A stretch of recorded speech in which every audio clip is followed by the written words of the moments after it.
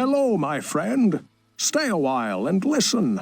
What's going on YouTube? It's Filthy and we're back with another Raid Shadow Legends video. We are on the reasonably new account, the Filthy Raider, so $1 a day, buying the gem pack basically and seeing how far we can get. We are on day 42, we've just got ourselves a Void Shard. Clan Boss been very kind and dropped us a Void Shard. Now, we're going to open some shards today. We're going to talk about what's on offer and why we're going to do it. Before we do though, as always guys, a thumbs up does brighten my day somewhat. Now, Leoris is a great arena nuker champion, but I don't really see him as being overly necessary, as in you can perfectly get to gold 5 without him. I don't have him on my main account. I'll probably never ever get him, so I don't think we need to pull for him. Whisper is a very good Void epic. There's a lot of things that we can do with her, but really I think we're going to sit on the Void Shards because really we want Man-Eater, we want Dimitha. We basically need to make an unkillable clan boss team, and whilst she is an excellent champion, she is a little bit annoying to tune, I think, in clan boss with her extra turn and stuff like that. Turning to the Sacreds, we do have double rates today. There's no like 10 or 15x for those. Now, the question that I've got here for myself in this like early game account is, do we save up these Sacred Shards for a fusion, or do we pop them on the double rates? Now, the plus for saving them for the fusion is they're really rare and we're not going to get many coming up. So we've got one that we can perhaps get in the not too distant future by clearing stage 13 of the Fire Knight's Castle. It is a difficult dungeon. I do think we've got the champs to do it. I just need to, level them up and build them.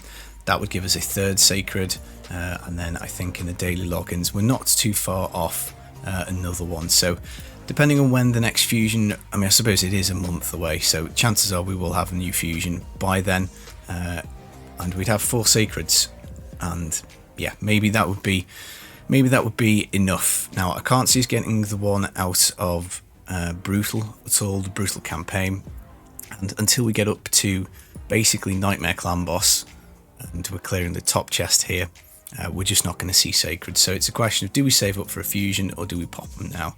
So the argument for saving is it will allow us to do a summon rush.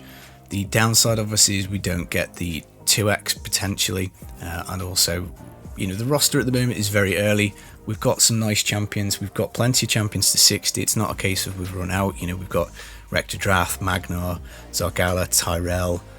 They're all going to be 60s. Shiramani, Shamrock, I think, are good champions. And we've got some other people to, invest in, like a second Armiger. We can build out Wuzgar to 60 as well. He should probably be 60. This Ostrox Boneglaive looks like an interesting Hydra champ. So again, another 60, I think. Deke potentially can be 60'd. Holzring, again, is worthy possibly of a 60. Maybe towards the back of the queue, but still worth it. So it's not like we're running out of champions. But of course we do have things like Doom Tower progression, and at the moment I'm stuck on the Scarab, and I either have to re-gear my Taroggy the Froggy to solo it, but he's in the clan boss team, so I don't really want to do that because I basically have to swap all the gear back off. So I could do that, I guess. The other option is to re-gear the Armiger out of his Relentless sets. We're going to be opening the City of Cintranos pretty soon. We're level 51. We've got secret rooms for like attack only champions. So basically what I'm getting at is I think building the roster out a little bit wider is probably going to be helpful. So I think it is worthwhile going for the 2 Sacreds, so we will get those open. In terms of the Ancients, we've got the increased chances of getting one of these champs. Now I always think it's worth buying 1 ticket to the raffle for these, because getting a specific epic in this game is always very difficult, and at the moment, like any epic, is just going to be pretty big. So we've got Candraphon, we've got Hefrax, both are pretty much arena nukers. I think Candraphon would be the way to go because I just think he's probably a better nuker, and I don't have him on my main. I don't have either of them on my main, but I think Candraphon's a champion I've always wanted, so we'll stick him in.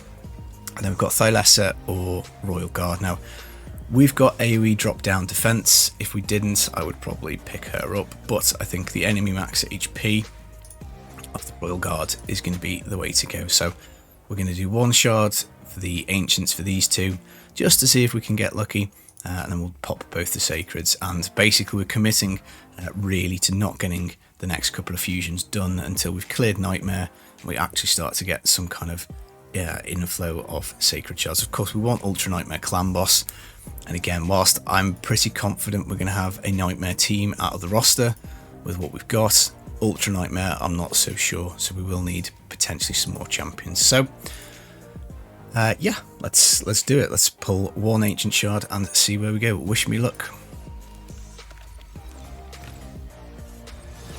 It is the epic. Ooh, Skiramius. HP, high health. I do not have this guy, so this is useful. Attacks one enemy, 80% chance of stealing 15% turn meter. Bucks up to 90%. Has a 20% bucket up to 30% chance of stun if the turn meter's target is depleted by the skill. So that's probably quite unlikely. I mean, 15% turn meter on an A1 with an 80% chance is not amazing, but it's not too bad. It's potentially helpful in some areas. It's got an AoE bucking down to a 4-turn cooldown, and it does a 60% chance of the big version of decreased attack for 2 turns, bucking up to 80%. So it's not 100% AoE decreased attack. Interesting. Fills his turn meter by 10% for each buff that has its duration decreased. So he also decreases all enemy buffs. So he's a strip, but it's only by 1 turn. Interesting. We could maybe use him in arena as a strip. He does fill his own turn meter, so if he strips 4 buffs, reduces them by a turn. Again, some of the buffs are like for 2 turns, so it would just be reduction rather than strip, wouldn't it? I mean, he's an interesting champ, but I'm not sure he looks amazing. He does have an AoE 100% chance to provoke, that looks like. Counterattack on himself and continuous heal on himself for 2 turns. So that's a really good control move. AoE provoke is rare. He then will come in with his A1 and have a pretty good chance of stealing turn meter. So he provokes and he just increases his own turn meter, and if he knocks somebody else's turn meter down, which presumably he will, won't he? Because if someone's provoked, they're going to attack him. The turn meter is going to be empty, so he's going to have a 30% chance of stunning them. Interesting. And he's got an HP aura in 25. I think he's going to be quite a good champ. I'm not sure we'd 60 him immediately.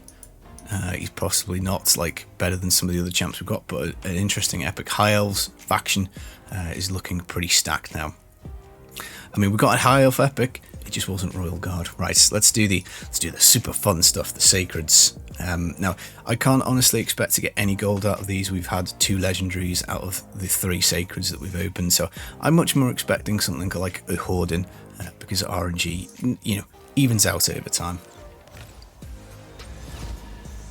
It is indeed an epic. It is the Defiled Sinner. Disappointing. He has a 50% chance of 60% decreased defense for 2 turns before attacking. You can't increase that with books. If 5 or more enemies are alive, does the following attack instead. So it's an AoE, increased attack on himself before attacking. So that's a bit of a funky move. So if you're fighting 5 or more enemies, so not arena, but in a lot of the PvE content, it's an AoE, and then as soon as you get down to 4 or less enemies, it's just basically a 50% chance of decreased defense going on before he hits. Then he does a single target on his A2, then attacks everybody, inflicting 15% max HP. The first hit kills an enemy, second hit cannot be critical. So he's going to kill somebody with the first hit, then attacks all enemies if the first hit kills. So again, that's not brilliant, quite situational. You could potentially use it, could be useful in like tag arena potentially. Enemy max HP skill, which is generally much more useful for bosses. So I guess if you were manualing him, you could kill like a spiderling and then max HP. And then he's got an AoE on his A3. Damage is increased by 10% for every enemy alive. Stacks up to double damage on a 5-turn cooldown. So, I mean, I don't know. Is he a spider champ? Is that where we're supposed to use him? He does have good reviews and I mean, the reviews obviously you never really look at, but maybe there's something you could do with him in spider because he's doing an AoE on his A1 if there's enough spiderlings out. And he does got an AoE on his A3, which does more damage depending on spiders. We are not struggling. We can do Spider 10 at the moment. It's just a little bit slow. So he could come in and help us out here. This skill, I'm guessing, is not going to target like a Spiderling. It's going to hit the main boss. And if it doesn't kill anything, then the second part is pretty useless. So that is a little bit weird. I don't think that's a great champ. But, I mean, an epic is still an epic. Oh, hello. Hello. Stag Knight. Now, this guy is top tier. He's got a double hit A1 with a 30% chance of placing the big version of decreased speed. Bucks up to 50%, which is nice. Decreased speed. Very useful for a lot of bosses. And then he's got an AoE on his A2. 70% chance of placing both the big version of decreased attack and the big version of decreased defense for 2 turns. Bucks up to 95% chance. So with sniper, I think that goes up to 100. So an AoE that drops defense and drops attack. So very useful in clan boss, dungeons, PvE, even in arena. Like, he's a great arena champ just for this like debuff move here. His passive, if anyone doesn't place a debuff, it'll give them a 50% increased accuracy for a turn. Can sometimes come in handy. There is some funky stuff you can do with this, boosting up somebody's accuracy when they do miss. But I mean, he's a top tier champ. He was an amazing champ that we got out of the battle pass back in the day. So that's a really good pull. That is really handy. And we've got Bannerlord's secret room as well at the moment on Doomtown, which can be absolutely phenomenal from there. Well, no gold, but I think overall to pick up 2 epics. An epic out the Ancient Shard was really nice. Stag Knight is just brilliant. He's almost legendary quality, I think, as an epic. I mean, he used to be. Maybe now with like so many new epics added to the game who are completely amazing, maybe he's not quite there. But we do have some interesting champs to play with now. So I think overall on balance, I'm quite happy we've opened those shards. You know, I mean, knowing my luck, the next fusion will be a clan boss champion with like block damage, debuff extension, buff extension, something amazing.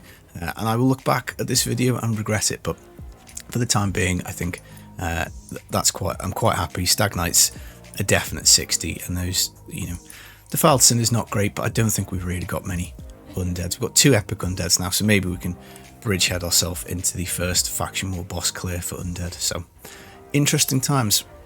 Right, that has been the video. I'm going to pull a shard for Vogoth when that comes out tomorrow. I think I'll just stick that up at some point in a random video, and the No Luck Raid series will be continuing. Episode 2 will be hopefully dropping tomorrow, and I'll be making some more Raid Shadow Legends content, so if you are enjoying it, please do subscribe. I've been Filthy Casual. Take it easy, guys. Peace.